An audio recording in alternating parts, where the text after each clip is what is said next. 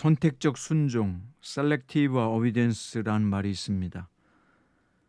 말씀 중에서도 나에게 이익이 되는 말씀, 내가 받아들일 만한 말씀만 선택적으로 순종하는 것을 말합니다. 기준이 더 이상 하나님 말씀이 아니라 내 기준이 되는 것, 그래서 내가 복음이라는 말도 있습니다.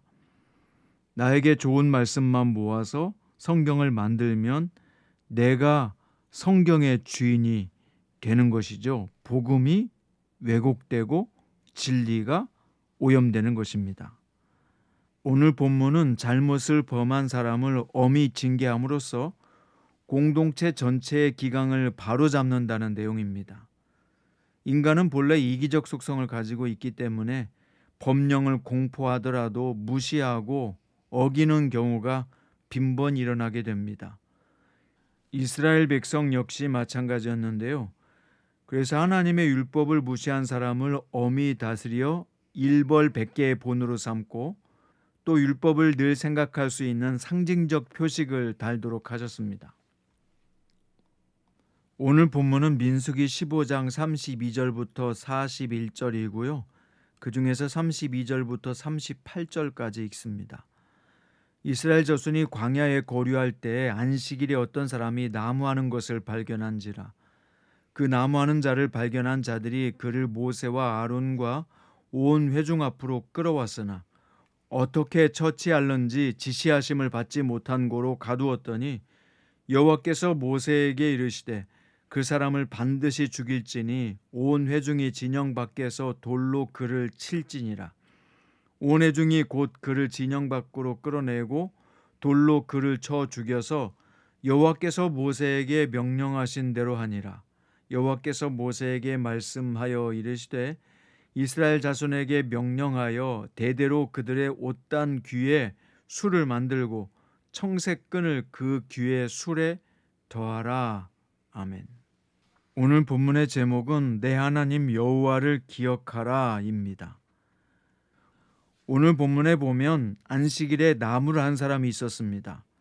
이것은 안식일 규례를 고의적으로 어긴 행동으로 보았습니다. 이 사람도 이스라엘 사람이므로 안식일 규례를 모를 수 없었을 것입니다. 그럼에도 불구하고 이 사람은 율법을 우습게 알고 안식일 규례를 어겼던 것입니다. 우리는 잘못임을 분명히 알면서도 보는 사람이 없고 상황 때문에 어쩔 수 없다고 저지르는 죄의 어리석음을 철저히 배격해야 합니다. 자, 33절에 보면 사람들이 그 사람을 모세와 아론 앞으로 끌어왔습니다. 이것은 모세와 아론의 권위를 존중한 것인데요.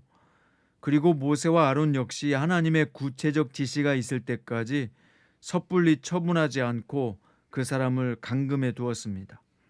이것이 무엇을 상징합니까? 하나님의 주권을 인정한 백성의 경건한 자세였던 것입니다.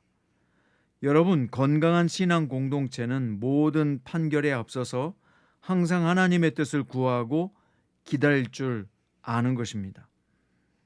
하나님은 그 사람을 진영 밖으로 끌어내 돌로 쳐 죽이라고 명령하셨습니다. 안식일에 나무 좀 했다고 너무 가혹해 보이지 않습니까? 하지만 이것은 공동체 기강을 바로 세우기 위해서 반드시 필요한 일입니다. 하나님의 명령을 알고도 고의적으로 어기는 행동은 공동체 전체를 병들게 하기 때문입니다. 이에 온 회중이 하나님 말씀에 순종하여 그를 처형하게 됩니다. 우리는 하나님이 얼마나 죄를 싫어하시는지 그리고 공동체가 죄를 어떻게 근절해야 하는지를 이 본문을 통해서 잘 배워야 합니다. 또 이어서 하나님은 옷단에 술을 만들어 달라고 하십니다. 여기서 술은 겉옷의 네 가장자리에 매다는 장식인데요. 일종의 시각적 보조제입니다. 하나님은 이스라엘 백성이 옷술을 볼 때마다 여호와의 모든 계명을 기억하기를 원하셨고요. 하나님을 기억하기를 원하셨던 것입니다. 그렇게 함으로써 방종하게 살지 않기를 바라신 것입니다. 하나님의 백성답게 살기를 바라신 것이죠. 그래서 세상 사람과 구별되게 살기를 바라신 것입니다. 이 명령은 안식일에 남한 사람의 처형 사건 이후에 바로 주어진 것입니다. 따라서 이것은 모든 백성이 동일한 죄에 빠지지 않게 하시려는 하나님의 배려였던 것입니다. 자, 이제 하나님이 원하시는 것은 뭘까요? 이스라엘 백성의 거룩함입니다. 40절 볼까요? 그리하여 너희가 내 모든 계명을 기억하고 행하면 너희 하나님 앞에서 거룩하리라. 결국 하나님께서 원하시는 것은 백성의 거룩함입니다. 왜 거룩해야 합니까? 하나님이 거룩하시기 때문입니다. 하나님이 그들을 다른 민족들과 구별해 당신의 소유로 삼으셨기 때문입니다. 그래서 하나님은 이스라엘을 애굽으로 인도해 내신 여호와 하나님이심을 다시 한번 강조하시며 말씀하셨던 것입니다. 여러분, 여기까지 여러분을 인도하시는 분은 누구이십니까? 하나님 아니십니까? 하나님께서 우리 하나님이 되셨고 우리를 애굽, 즉 세상에서 인도해 여기까지 내셨습니다. 나는 여호와 너희의 하나님이니라 라고 말씀하십니다. 사랑하는 여러분, 하나님은 여러분과 저를 세상에서 구원하셨을 뿐만 아니라 우리 하나님 여호와는 오직 한 분 하나님이시요 우리의 아버지 하나님이십니다. 이 말씀을 우리의 삶에 적용해 볼까요? 이스라엘 백성들이 옷술에 청색 술을 달았던 것처럼, 그래서 율법이 생각나고 여호와 하나님이 기억나게 하신 것처럼 오늘 나에게 하나님을 기억나게 하는 것은 무엇입니까? 십자가입니까? 아니면은 하나님을 기억나게 하는 어떤 경건의 시간입니까? 아니면 어떤 상징물입니까? 아니면 성경책입니까? 사랑하는 여러분, 여러분도 하나님을 기억나게 하는 어떤 상징물이 있었으면 좋을 것입니다. 저에게 하나님을 기억나게 하는 것은 성경 구절입니다.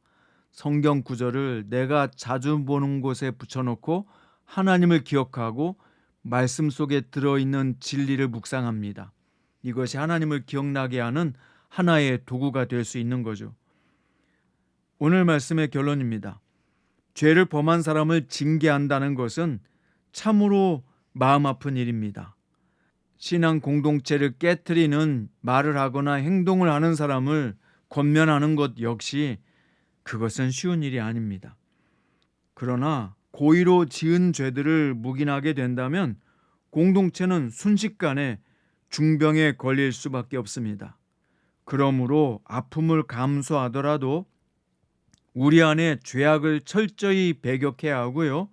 공동체를 깨트리는 잘못된 말이나 헛소문이나 또는 비방이나 욕설을 배격하도록 해야 합니다.